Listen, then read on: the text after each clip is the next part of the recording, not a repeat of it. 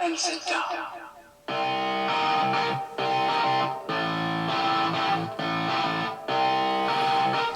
Good evening, everyone! Welcome back once again to Vicious Rants, and of course I am your host, Mr. Main Event himself, the often imitated, never duplicated superstar Tim Vicious, and well, we're gonna go over Raw this week. Was in Detroit Rock City, Michigan, but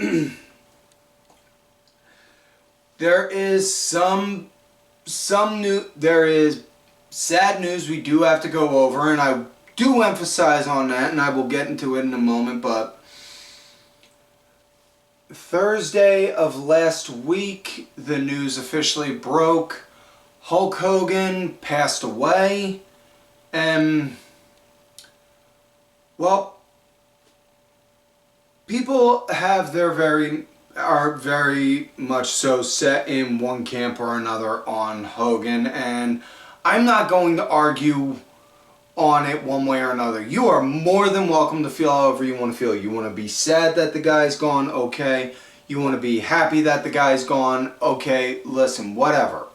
Whatever works for you at the end of the day. Whatever helps you sleep at night. Good for you. I will say this though.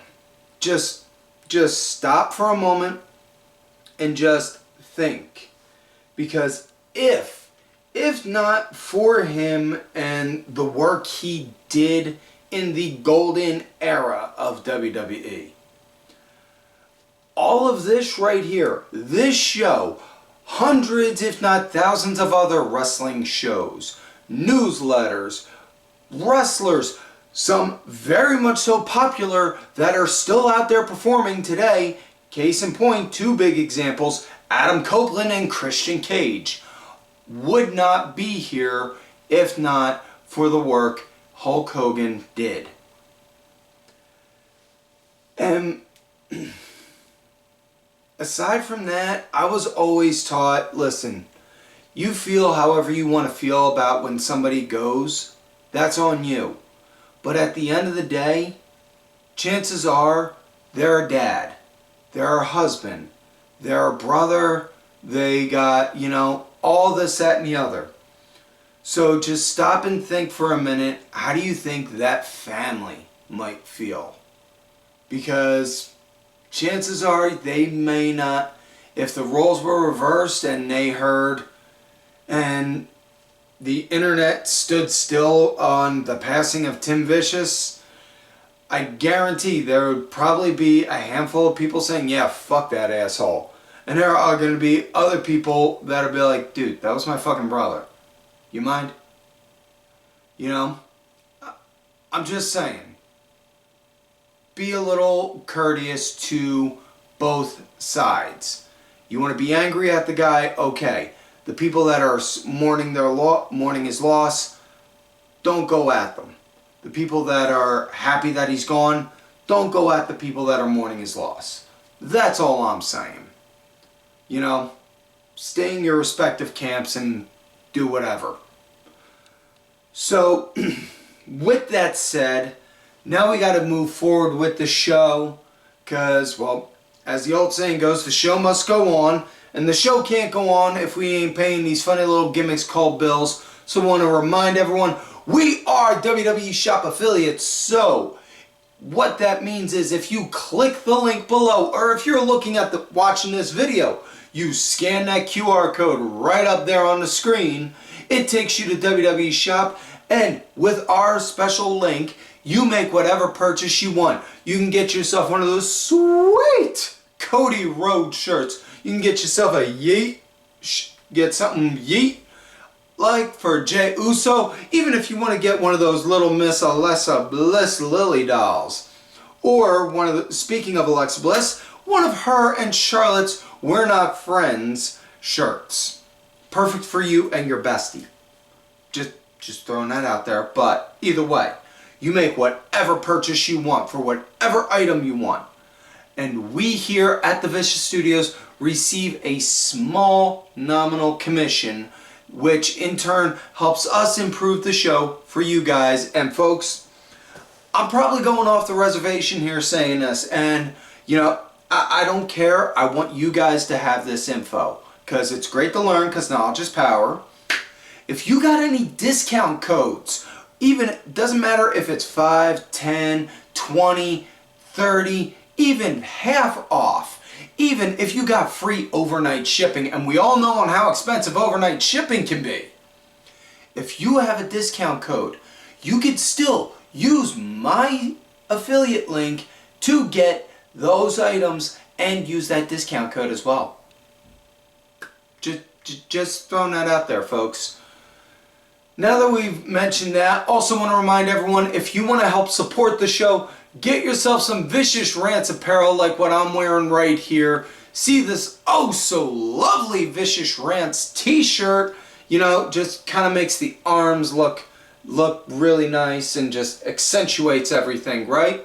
Well, we got t-shirts, we got tanks, we got women's tees, we got toddler tees, we also have baby onesies, and if you're crazy enough to wear it in this oh so hot July weather, we even got long sleeve tees. You grab them all, whatamaneuver.net. Links for that are in the detailed description tab. I'm eventually gonna get my shit right. Wade, thanks for screwing up that prompt.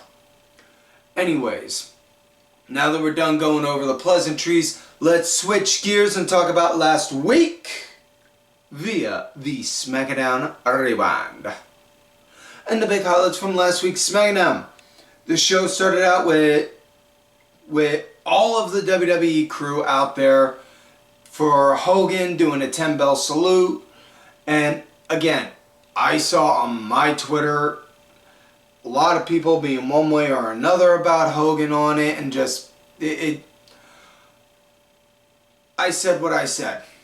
That's it, plain and simple. But either way, after that, then the show went on as is with Logan Paul coming out, talking about on how he's a Cleveland boy and he did good by doing what nobody else could. He got out of the town and made money and blah, blah, blah, blah, blah. All that tappy, hunky-dory horse shit. And then wound up going on talking about on how, oh yeah, now we're going to do a special live impulsive with my guest and my tag partner Drew McIntyre.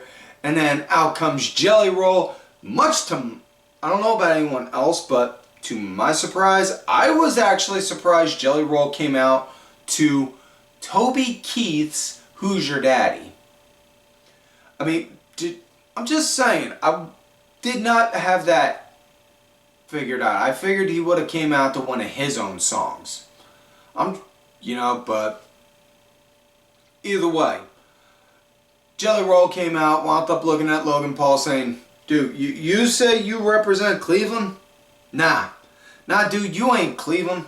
You may have been born here, but you ain't these kind of people. You see, this blue collar people, this hard working people, these are people that aren't afraid to roll up their sleeves and get dirty. You ain't none of that. You take the easy way out. You look for the instant fame, instant glory. That ain't it.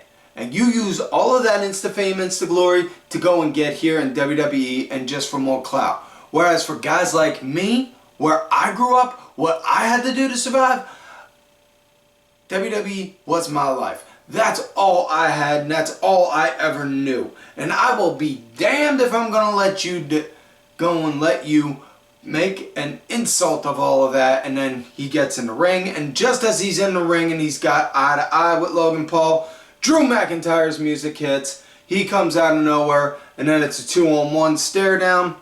Jelly just looks at him. Oh.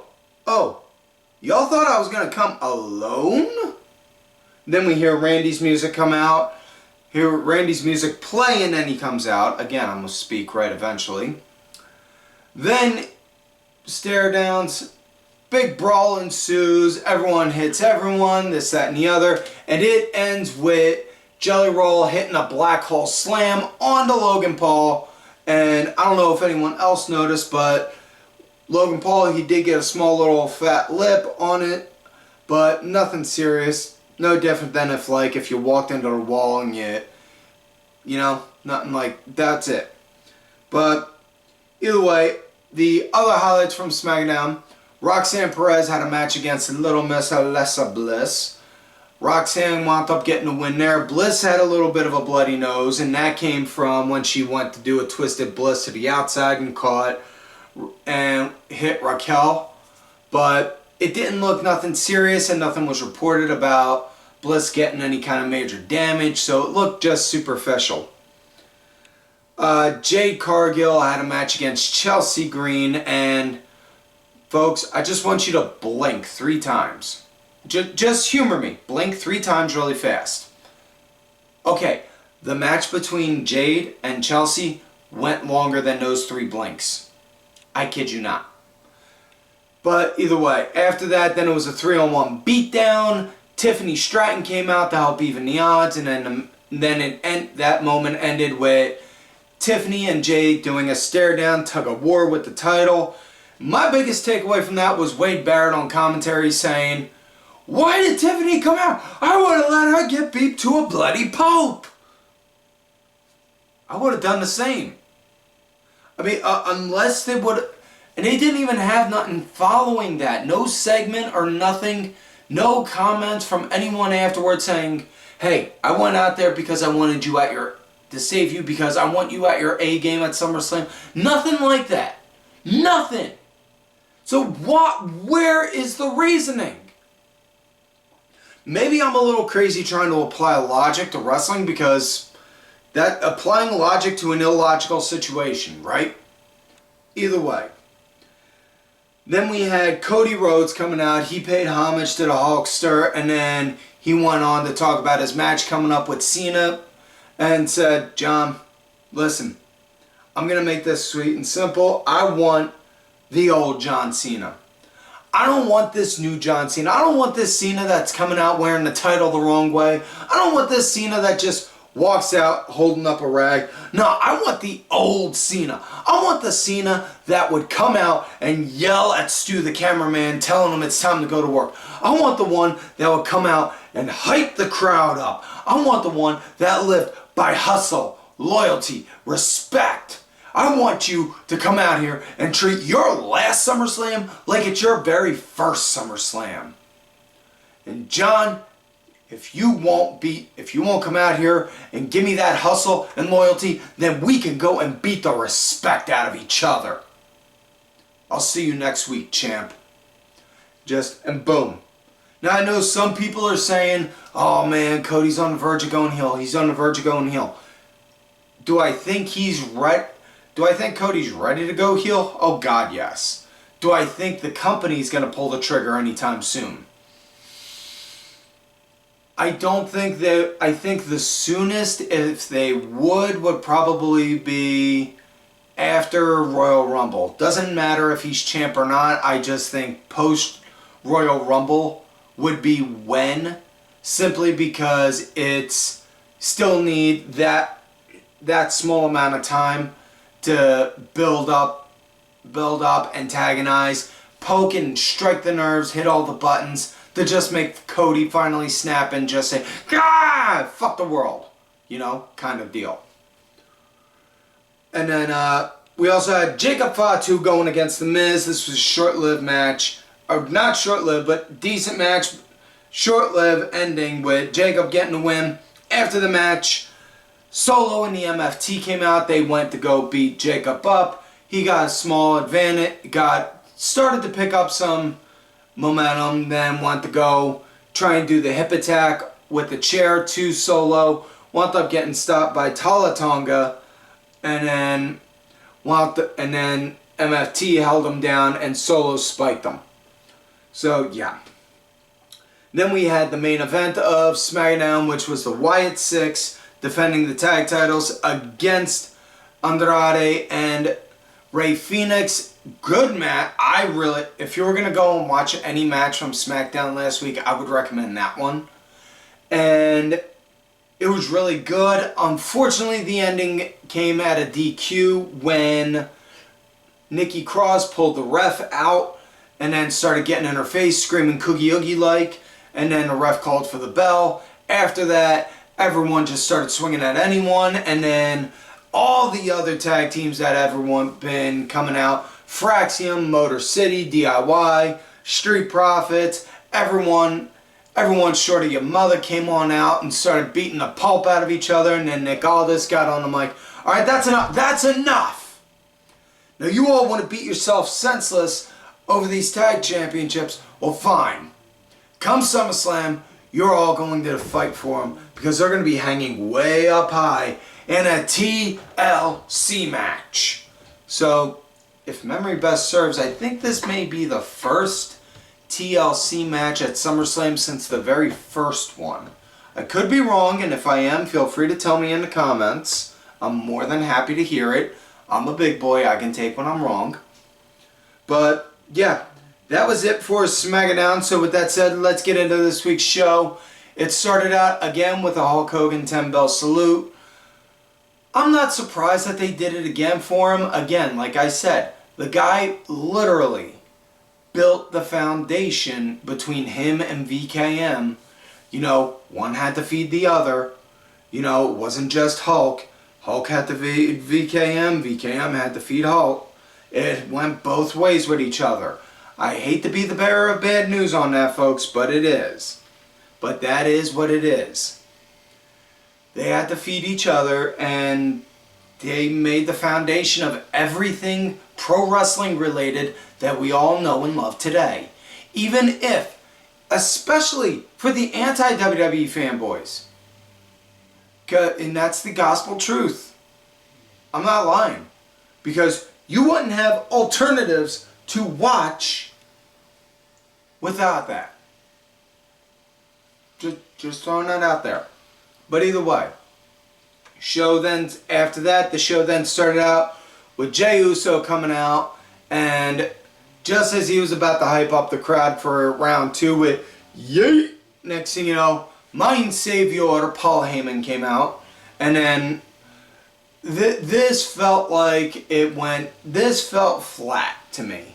This opening segment between Jey and Paul, it felt flat because it was pretty much just like Paul gaslighting Jey saying, Roman will never see you at your level. And it felt like a 15-20 minute segment. It was like a 15-20 minute segment, but it felt really strung out. Like, ugh, guys, can we, please? Okay, thank you. But yeah. So, with that said, now, that was established, and they went to commercial break. So let's move on to the first match of the night. 6-person tag match. It was Uncle Al and AJ Styles, Asuka, and Kairi Sane going against Dominik Mysterio, Roxanne Perez, and Raquel Rodriguez. And good match. It was the heels, they were leading. Judgment Day was leading with Kairi being the punching bag, and Uncle Al and AJ wound up getting the hot tag, and when he got the hot tag, he just went full on ballistic on Dom. Just beating the ever-loving tar out of him. Like, yes, I finally get to get my hands on you, you little bastard. Like, that kind, just really liked seeing that. Also, really great action, and I'm not trying to diminish the action from the girls, but, you know, that wasn't where the main story was, and I'm trying to focus on the main story of the matches. But everyone did really good with this match. Probably the biggest highlight of the match was when Asuka was on the apron. She pulled the top rope down. Kairi looked at AJ and was like, yeah, I'll go, you throw, okay. And then Kairi ran the ropes, and then AJ overhead threw her. Like, dude, no lie, she looked like she got mad air like Jordan back in the 90s when he was at his peak. Like, looking like getting that kind, like Air Kairi. Like, God, dog. And she did a big high dive on that, just wow. Either way, match came to an end with AJ doing a phenomenal forearm on the Dom for the 1-2-3. What that tells for SummerSlam, I'm leaning towards saying Dom's going to retain. So, yeah. Now, next matchup, we got Jimmy Hey! We got Sheamus going up against Grayson Waller, and this came to be because of some backstage squabbling. And dude, I'm gonna say this now. Did anyone see? I don't know if anyone knows, but Waller just, damn, he got ripped. Think the commentators were saying he put on like 10 pounds of muscle and he leaned out like you wouldn't believe. And Waller immediately after the match took to Twitter. Yeah, I got in the best shape of my life. You'd be surprised what dropping 220 pounds does to you. Referencing the fact that he took the Instagram, I think it was, saying that officially announcing A-Town Down Under has broken up. He's no longer teaming with Austin Theory because Theory's out with an injury. Theory was dead weight. He was just dragging him down. Blah, blah, blah, blah, blah, blah, blah. Kind of stuff. Either way, as far as this match went, just Waller, he was just like punching up throughout this entire match. For like every 2 shots he hit, Jimmy was hitting like 3. And it was just like, oh, wow. Oh, you got, alright, you got a good come up and right there. And oh, man, that had to hurt. Ow, ouch. Yeah. After the match came to an end with Sheamus hitting a brogue. After that, though, Rusev came and did a beatdown onto Sheamus. Heard some people trying to start up a "We Want Lana" chant.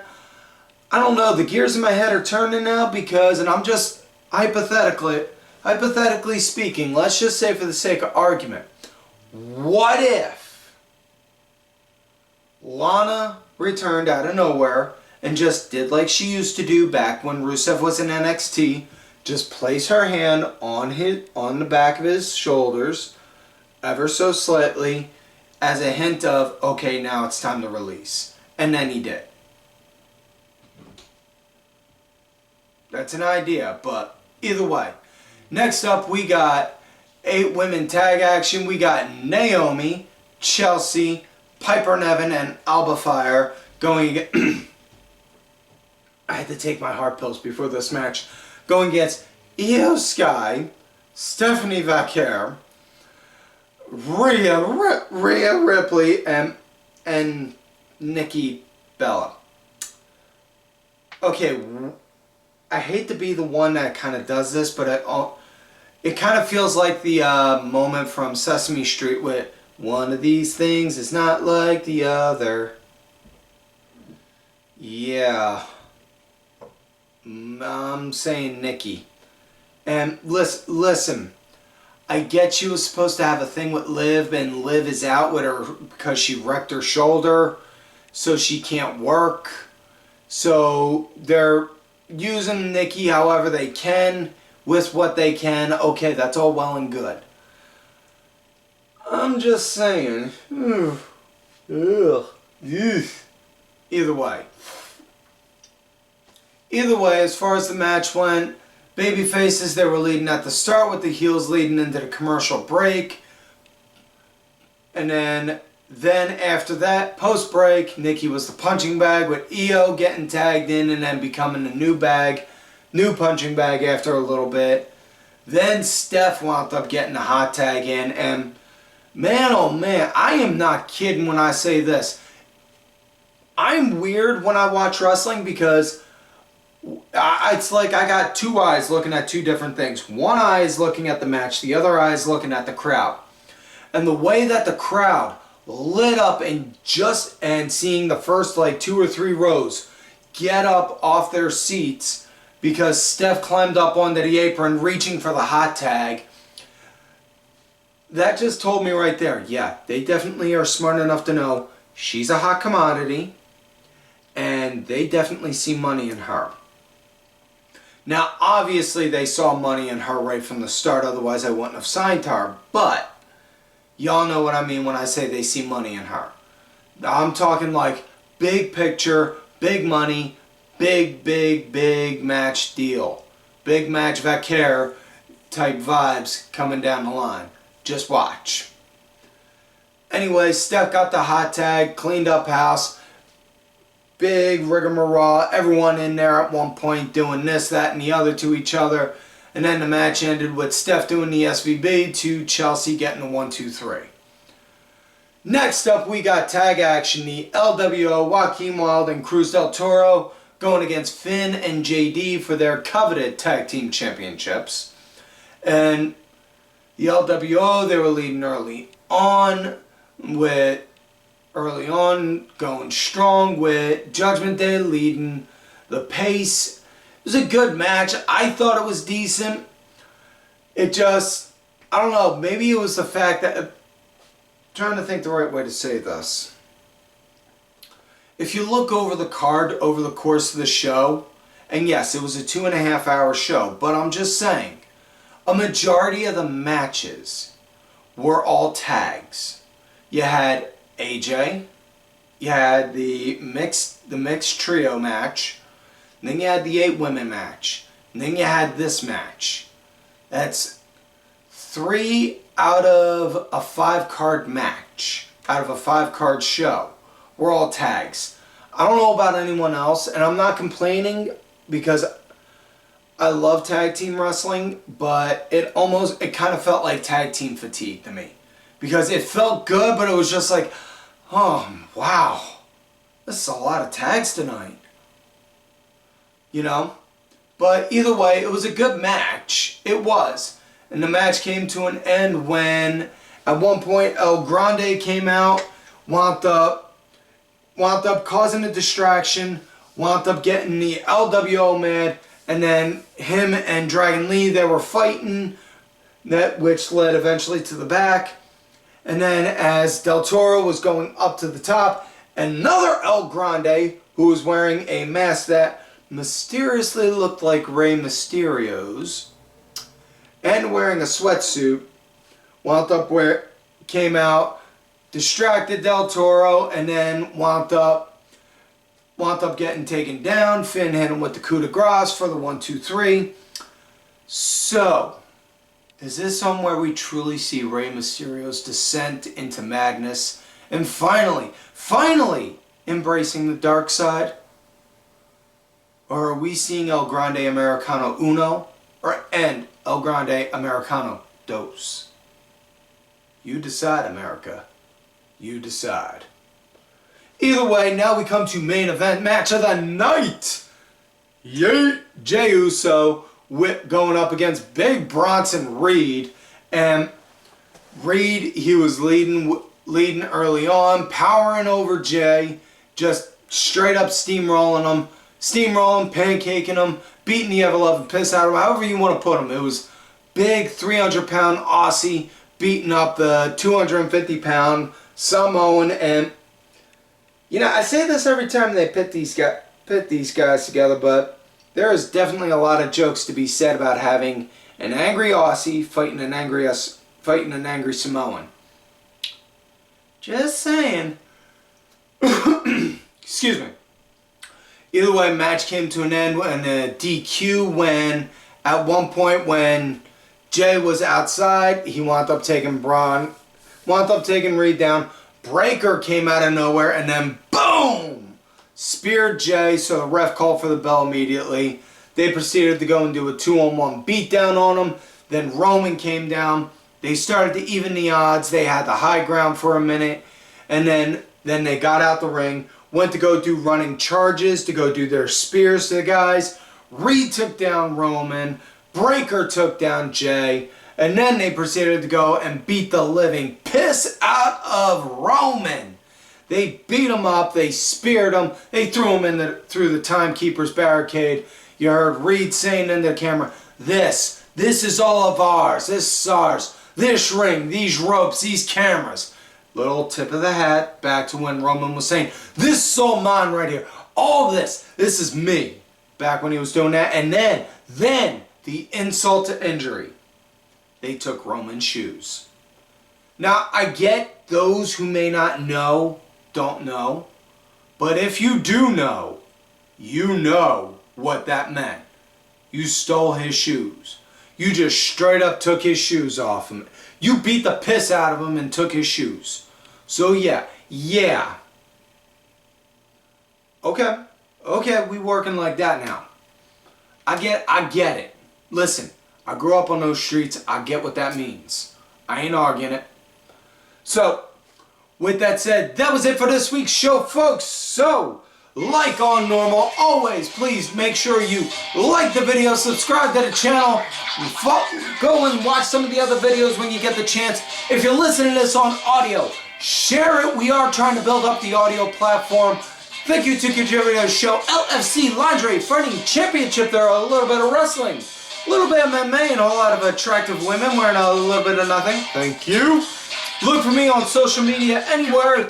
99.99% of the time, Tim Vicious is yours truly. Out there on Twitter, Facebook, Instagram, Blue Sky, Threads, all that good shiz night. Don't forget to follow all these cool ass cats right here on the Twitter as well. DSP_IV, main event _net, the main event wrestling network account.